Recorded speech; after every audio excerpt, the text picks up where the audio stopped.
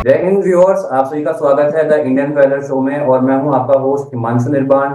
और आज हमें ज्वाइन कर रहे हैं एयर मार्शल सूर्यकांत चापकर सर, जो भारतीय वायुसेना के एक रिटायर्ड एयर मार्शल हैं। इनका एक उत्कृष्ट एक्सपीरियंस रहा है भारतीय वायुसेना को सर्व करते हुए।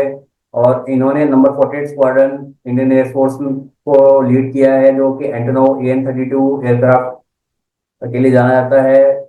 सर का एक्सपीरियंस काफी हाई एल्टीट्यूड एडवांस जो लैंडिंग ग्राउंड्स हैं इंडिया के अंदर, जैसे दौलत बेग, ओल्डी और पूछ के और न्यूमा, यहाँ पे इन्होंने AN-32 को लैंड कराया था। और 1999 कारगिल वॉर के टाइम पे सर के एयरक्राफ्ट को जो है पाकिस्तान की तरफ से स्टिंगर मिसाइल से हिट किया गया था, जिसमें सर ने एक इंजन की सहायता से उसको सेफली लेह लद्दाख की एयरफील्ड के ऊपर अपने प्लेन को लैंड कराया था। और इसके बाद में लाइन ऑफ एक्चुअल कंट्रोल पर दौलत बेग ओल्डी में ये फर्स्ट पायलट थे जो एक फिक्स विंग एयरक्राफ्ट को AN-32 को इन्होंने सफलतापूर्वक लैंड कराया था। और इसी के लिए सर को भारत के राष्ट्रपति की तरफ से शौर्य पदक से नवाजा गया था।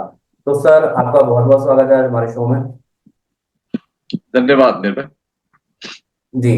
तो दर्शकों, आज हम सर से डिस्कस करेंगे जो ऑपरेशन सिंदूर जो इंडियन आर्म फोर्सेस ने 6 से 7 मई 2025 के दरमियानी रात लॉन्च किया था पाकिस्तान में आतंकवादियों के खिलाफ। उस ऑपरेशन का आज हम इनसे खुलकर चर्चा करेंगे और जानने की कोशिश करेंगे कि इस ऑपरेशन का मकसद क्या था, और इस ऑपरेशन के बाद में पाकिस्तान में क्या क्या कार्रवाई को अंजाम दिया गया और वहां पे कैसे अभी जमीनी हालात हैं।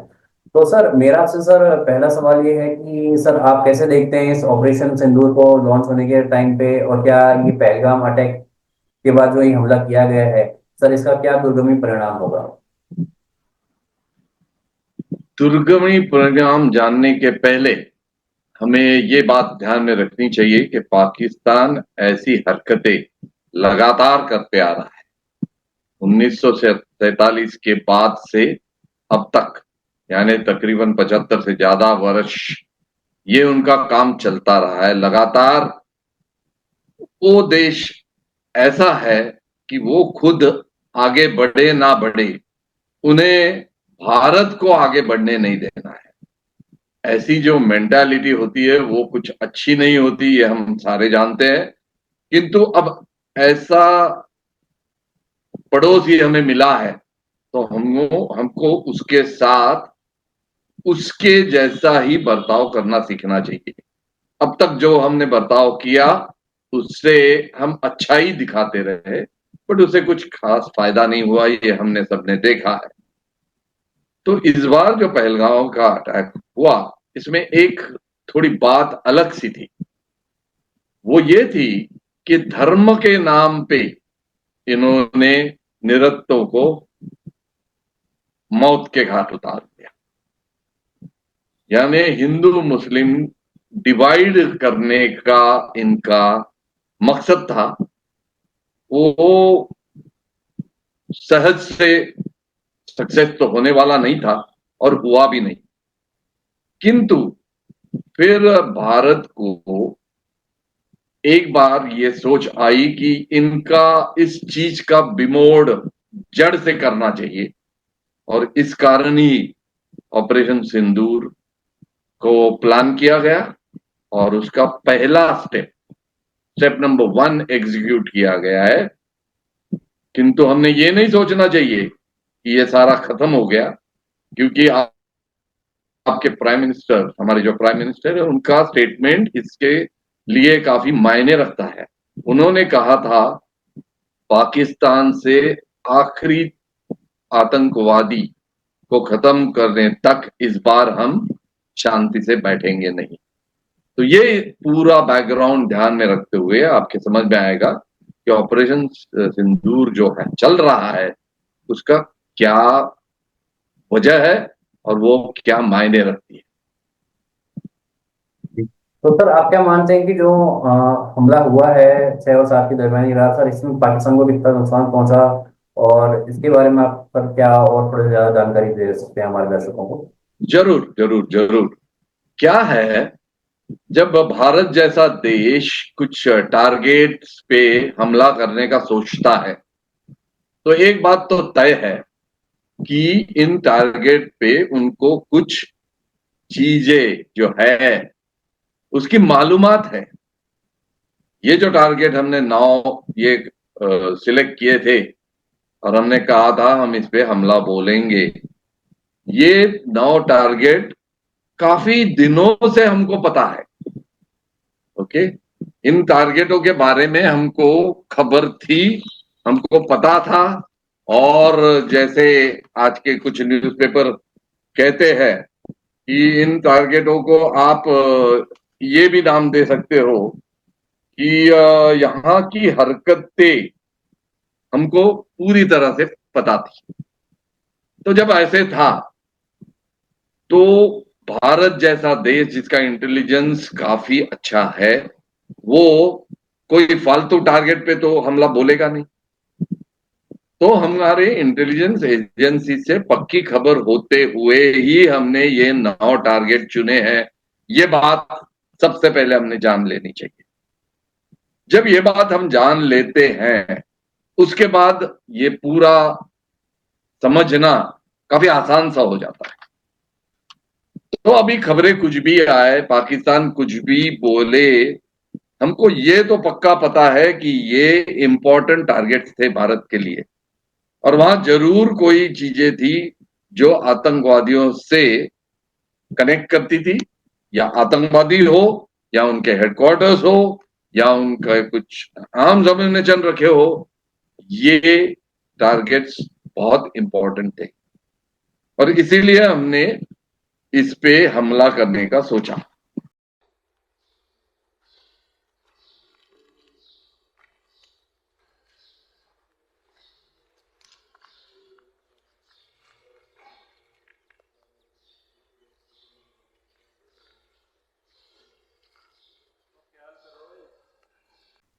और ये 9 टारगेट हमने, हम इनको नटोरियस 9 बोल सकते हैं, है ना। तो नटोरियस 9 आप क्यों नाम दोगे जब आपको पता है कि वहां नटोरियस चीजें हो रही है। और क्या थी नटोरियस चीजें? आतंकवादी वहां काफी दिन से बैठे हुए थे, दबे हुए थे और वहां से वो ऑपरेट कर रहे थे। ये इंटेलिजेंस आपको कम्युनिकेशन इंटेलिजेंस, फिर सेंसर इंटेलिजेंस, फिर ह्यूमन इंटेलिजेंस, इन सोर्सों से मिला था। इसलिए हमने ये तय किए थे कि ये टारगेट पे हम हमला करेंगे। उसके बाद बात आती है कैसे करेंगे, कब करेंगे, हाँ, कौन से दिन का समय होगा, कौन सा दिन होगा। जब एक बार टारगेट तय हो गए उसके बाद तो हमारे प्राइम मिनिस्टर ने एक बात अच्छी करी जो करनी ही चाहिए हमेशा, कि एक बार राजकीय नेताओं ने, गवर्नमेंट ने ये मान लिया कि हमने हमला करना है, अब वो कैसे, कब, कहां, ये उन्होंने फौज के ऊपर छोड़ देना चाहिए। क्योंकि जो जिसे करना है वो यदि प्लानिंग करे तो वो हमेशा अच्छी चीज होती है और उन्होंने वो अच्छी बात करी। तो मैं यही बता सकता हूं, ये टारगेट के बारे में हमको पता था। जब हमने चुने टारगेट उसके बाद हमने उसके लेटेस्ट अपडेट जमा किए और फिर हमने तय किया कि हम यहां हमला बोलेंगे, क्योंकि हमें ऑल आउट वॉर नहीं चाहिए। हमें पाकिस्तान के भूमि से आतंकवादियों का पूरा, उनको नेस्तनाबूद करना है, उनका नायनाट करना है, उनको खत्म करना है। क्योंकि हम जानते हैं कि यही लोग हैं जो भारत के साथ हमेशा कुछ ना कुछ करते रहे। ठीक। तो मैं अपने दर्शकों को कुछ बताना चाहूंगा कि जो भारत ने अभी 9 जो स्ट्राइक्स करी हैं 9 आतंकवादी अड्डों पे, इनका नाम है भावलपुर, जो कि पाकिस्तान के अंदर स्थित है, जो राजस्थान के अपोजिट बॉर्डर में पड़ता है, इंटरनेशनल बॉर्डर में भावलपुर जो है, वहाँ पे जैश ए मोहम्मद का हेडक्वार्टर्स था। इसके अलावा मुरीद में लश्कर ए तैयबा का हेडक्वार्टर्स था, जहाँ से सारी सारे ऑपरेट करते थे। तो सर, आप कैसे मानते हैं कि क्या पाकिस्तान को एक अचंभा हुआ होगा कि अभी तक भारत ने जो पुलवामा में जो सर्जिकल स्ट्राइक करी थी बालाकोट के अंदर, वो एक जैश ए मोहम्मद के आतंकवादी के अड्डों पे करी थी। तो आप कैसे देखते हैं कि क्या पाकिस्तान एकदम हतप्रत रह गया इन हमलों को देखते हुए? ना जी ना, उनको पक्का पता था कि कुछ ना कुछ होना है, किंतु ये भी एक कूटनीति का हमारा शस्त्र था, ऐसे आप कह सकते हो। किसी भी दुश्मन को कुछ होना है जब पता होता है, किंतु उसको आप सस्पेंस में रखते हो कि 22 अप्रैल को ये हुआ, अरे 23 अप्रैल हो गया कुछ नहीं हुआ, 24 हो गया कुछ नहीं हुआ, तो उसका टेंशन आप बढ़ा रहे हो। और पाकिस्तान की कैपेबिलिटीज भारत से बहुत बहुत कम है, इसमें कोई शंका किसी ने रखनी नहीं चाहिए, इसमें कोई शक किसी को भी नहीं होना चाहिए। तो ऐसे लोगों को जिनका ओवरऑल जो प्रिपरेशन है, ओवरऑल जो माइट है वो इतनी कम है, उनको ऐसे सस्पेंस में रखना, यानी उनका टेंशन आप बढ़ा रहे हो कि कब होगा कब होगा कब होगा। और आप कितने दिन तैयारी में बैठे रहोगे, फौजें थक जाती है तैयारी तैयारी से। तो ये कूटनीति का पहला अस्त्र था, ऐसे मैं बोलूंगा, और उसका फायदा काफी हुआ। तो वो तो टेंटर हुक्स पे थी, तो आपने उनको रोक रोक के रुक रुक के थका दिया, ऐसे भी आप कह सकते हो। किंतु ये कभी मत समझना कि उनको पता नहीं था कि कुछ होने वाला है, जरूर होने वाला है, बट कहां होने वाला है, कैसे होने वाला है और कब होने वाला है, कब, ये इसका उत्तर सबसे महत्वपूर्ण था, क्योंकि हमने उनको थका दिया और दूसरे काम हम करते रहे, चुप नहीं बैठे। हमने डिप्लोमेटिक चैनल पे, फाइनेंशियल इकोनॉमिक चैनल पे, आर्थिक उनको काफी ये लगवाए, बंधन लगवाए, उससे उनका पानी रोक दिया, उनके वीसास बंद कर दिए, उनके मिलिट्री अटैचीज वापस भेज दिया, अपने मिलिट्री अटैचीज बुलवा लिए, ट्रेड बंद कर दिया। तो हम कुछ ना कुछ कर रहे थे, किंतु मिलिट्री ऑपरेशंस हम कब करेंगे, इसके लिए उनको हमने लटका रखा था, और वो हमारे सक्सेस का एक मुख्य कारण था, ये भी हम कह सकते जी।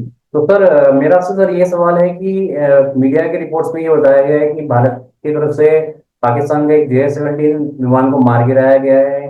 क्या ये जो न्यूज़ है वो सही है? और इसके अलावा ऐसा भी सामने आया है कि कुछ मीडिया रिपोर्ट्स के अंदर ये बताया गया है पाकिस्तान की तरफ से चाइना द्वारा supply PL-15E BBR beyond visual range जो मिसाइल्स है वो भी काफी भारी मात्रा में दागे गए, जिसके कुछ जो मिसाइल्स के टुकड़े हैं वो भारत के पंजाब में भी यहाँ पे प्राप्त हुए हैं, तो पाए गए हैं।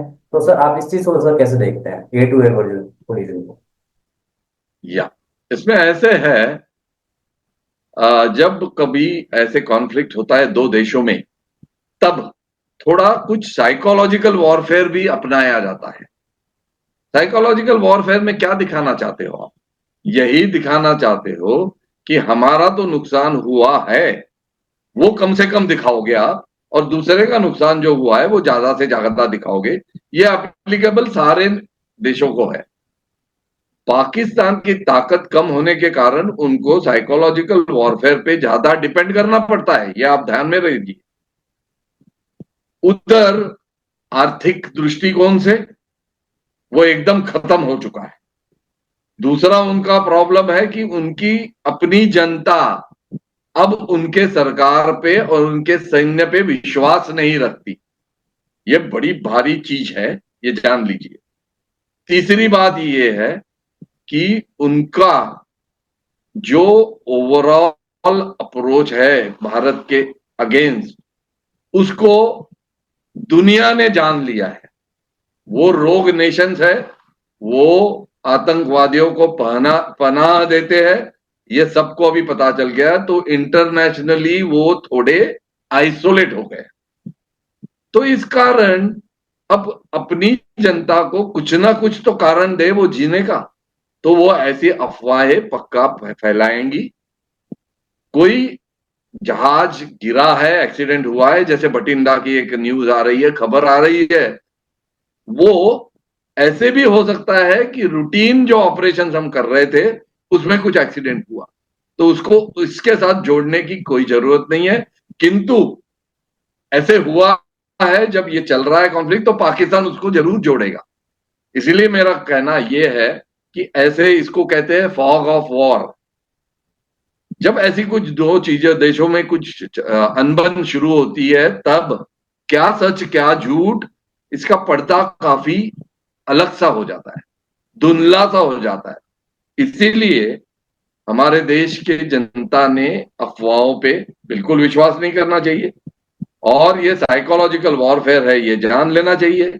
साइबर अटैक्स होने के चांसेस है, ये जान लेने चाहिए। सोशल मीडिया पे झूठी खबरें, झूठे वीडियोस जाएंगे, ये भी जान लेना चाहिए। तो मेरा पर्सनल ये है कि कुछ क्षति हुई नहीं है, हुई है तो वो रूटीन कुछ एक्टिविटी में हुई है, वो अपनी सरकार जल्दी ही बता देगी। तो इसमें दूसरी बात आपने मिसाइल की कही कि कुछ मिसाइल उन्होंने दागी और उसके कुछ पार्ट्स पंजाब में गिरे पड़े मिले। ये तो होने ही वाला है। उनकी जनता ने जैसे ही हमने ये अटैक किया परसों रात को, तो उनकी जनता ने सबसे पहले अपने सरकार और फौज को ये सवाल पूछा कि आपको पता था कि ऐसे हमला होने वाला है, तो भी आप हमले को क्यों नहीं रोक पाए? इसका उत्तर उनके पास नहीं है। तो कुछ ना कुछ बहाने, कुछ ना कुछ झूठ जनता के सामने उनको पेश करना ही है कि हम कुछ कर रहे हैं, हम हाथ पे हाथ धरे बैठे नहीं है। उसका भी ये रिजल्ट हो सकता है जो आप दो चीजें पूछ रहे हो। तो ये फॉग ऑफ वॉर में ये तो होता ही रहेगा, खबरें आती रहेगी, परंतु जब तक उसकी पुष्टि अपनी गवर्नमेंट नहीं करती, हमने उस पर ज्यादा विश्वास नहीं रखना चाहिए, ऐसे मुझे लगता है। जी। तो सर मेरा सर आपसे आखिरी सवाल ये है कि सर आप क्या मानते हैं कि किस तरीके के वेपन्स इस हमले के अंदर इस्तेमाल किए गए थे भारतीय सेना द्वारा और भारतीय वायुसेना द्वारा? देखिए, अपने फाइटर्स में दो तीन प्रकार के अस्त्र शस्त्र होते हैं। एक तो मिसाइल्स होते हैं, मिसाइल्स में भी दो टाइप होते हैं, एक लॉन्ग रेंज होता है, एक शॉर्ट रेंज होता है। दूसरे ये लॉन्ग रेंज शॉर्ट रेंज में भी दो प्रकार होते हैं, एक एयर टू एयर होता है, मीन्स हवा से हवा में हमला करने के लिए, एक हवा से जमीन पे हमला करने के लिए। तो ये तो स्पष्ट है कि हवा से जमीन पे हमला करने के मिसाइल इसमें यूज किए गए हैं, और वो प्रिसीजन मिसाइल है। जैसे अटैक हुआ है, जहां करना है वहीं वो जाके गिरा है, मीन्स वो प्रिसीजन है। 1971 की बात अलग थी, अभी 2025 की बात अलग है। अब अपनी टेक्नोलॉजिकली एडवांस जहाज हमारे पास है, टेक्नोलॉजी एडवांस एम्यूनेशन अपने पास है। तो फाइटर्स में, और तीसरा जो प्रकार होता है वो कैनन्स होते हैं, जो स्मार्ट वेपन्स नहीं होते किंतु एरिया बॉम्बिंग करनी है उसके लिए भी यूज किए जाते हैं। तो इस तीन प्रकार के शस्त्र अस्त्र साधारण तौर के इस्तेमाल होते हैं, और इस जो हमले में यही इसी में से कोई शस्त्र, और ज्यादा से ज्यादा मुझे लगता है long range air to ground यानी हवा से जमीन पे मार करने वाले शस्त्र यूज किए गए हैं, और उसकी एक्यूरेसी बहुत बढ़िया थी, ये अभी नजर आ रहा है। अब कितने मरे, कितना उनका नुकसान हुआ, क्या हुआ, इसमें हमेशा वो देश कुछ बोलेगा, हम कुछ बोलेंगे, और कभी भी इसमें सही क्या है वो बाहर नहीं आता। किंतु जैसे मैंने पहले आपको कहा, जब हमने ये टारगेट चुने हैं तब वो वर्थ होंगे, हमले के वर्थ वो टारगेट होंगे, तभी हमने चुने हैं। तो ये तो जानना जरूरी है, मानना जरूरी है कि नुकसान काफी भारी संख्या में हुआ है, और धीरे धीरे जैसी खबरें आएगी हमको क्लियर हो जाएगा कि क्या क्या वो था। जी। तो सर किस किस तरीके के सर वेपन्स यूज किए गए हैं, इसके बारे में कुछ हमारे दर्शकों को आप बता सकते हैं? यही मैंने बताया, मिसाइल जो यूज किया है, नाम तो मैं लूंगा नहीं, क्योंकि जो वो ओपन चैनल पे अवेलेबल भी है, देख भी सकते हो। जैसे मैजिक मिसाइल होता है, मेस्ट्रो मिसाइल होता है, अनेक प्रकार के है, हैमर मिसाइल होता है। तो नाम से तो कोई उसमें ये नहीं है, अनेक प्रकार के जो जहाजों के साथ मिसाइल आते हैं, और भारत के पास कौन से है आप गूगल करोगे तो वो निकल आएंगे। उसी में से मैंने बेसिक आपको बताया कि हवा से जमीन पे मार करने वाले मिसाइल इसमें यूज किए गए थे, जिसके एक्यूरेसी बहुत ज्यादा है, और हवा से हवा में मार करने वाले मिसाइल की हमको जरूरत नहीं पड़ी होगी, क्योंकि पाकिस्तान से कुछ रेजिस्टेंस ही नहीं आया। उनके जहाज यदि एयरबोन हो जाते, वो आते, तो फिर इस चीज का इस्तेमाल होता, किंतु उसकी जरूरत ही नहीं पड़ी, ऐसे मुझे लगता जी। तो सर, ये भी मीडिया रिपोर्ट्स आ रही हैं कि भारत की तरफ से ड्रोन्स के द्वारा भी हमला किया गया है, जिसमें कामिकाज़े ड्रोन्स का इस्तेमाल किया गया है। तो सर, इसको इसको आप फ्यूचर टेक्नोलॉजी की तरफ से कैसे देखते हैं सर? है। जरूर, पक्का है, जो ये न्यूज है पक्का है। अब के बार जो भी कॉन्फ्लिक्ट होगा, जो आकाश से होगा, आकाशी हमला जो जो होगा, उसमें ड्रोन्स जरूर इस्तेमाल किए जाएंगे, क्योंकि ड्रोन्स के कुछ फायदे हैं, कुछ उसका नुकसान भी है कि उनका रेंज ज्यादा नहीं होता, वगैरह वगैरह वगैरह, उनका कंट्रोल थोड़ा डिफिकल्ट होता है। परंतु जो सीमा रेखा के पास की जगह है, उसमें तो ड्रोन आप यूज कर ही सकते हो, क्योंकि कंट्रोल भी अच्छा होगा उसका। और ड्रोन का सबसे बड़ा फायदा है कि उसमें मनुष्य हानि नहीं है, मीन्स हमारे तरफ से सेफली, और ड्रोन उतना महंगा नहीं होता। तो कामाकाजी टाइप अटैक किया, ड्रोन हमने खो भी दिया, तो भी जो नुकसान है, आर्थिक नुकसान है, वो उतना नहीं होता।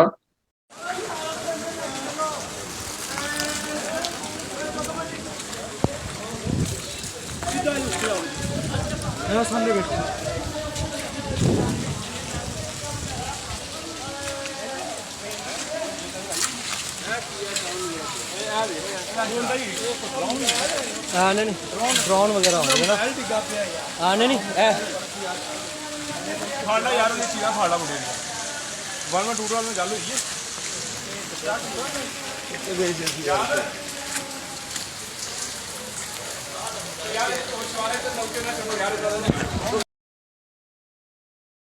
तो आप जो कह रहे हैं बिल्कुल सही है, ड्रोन का जरूर इस्तेमाल किया होगा, और कुछ मिसाइल का भी ग्राउंड टू ग्राउंड का इस्तेमाल हो सकता है किया होगा।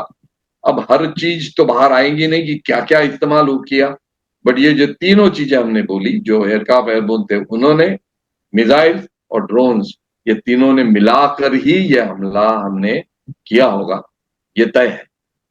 तो सर, आपका सर बहुत बहुत शुक्रिया सर, आज में ज्वाइन करने के लिए। और मेरे देखने वाले तमाम दर्शकों से अपील है कि कृपया इस चैनल को ज़्यादा से ज़्यादा लाइक करें, शेयर करें, सब्सक्राइब करें। तो सर, आपको बहुत बहुत धन्यवाद हमें ज्वाइन करने के लिए। जय हिंद सर।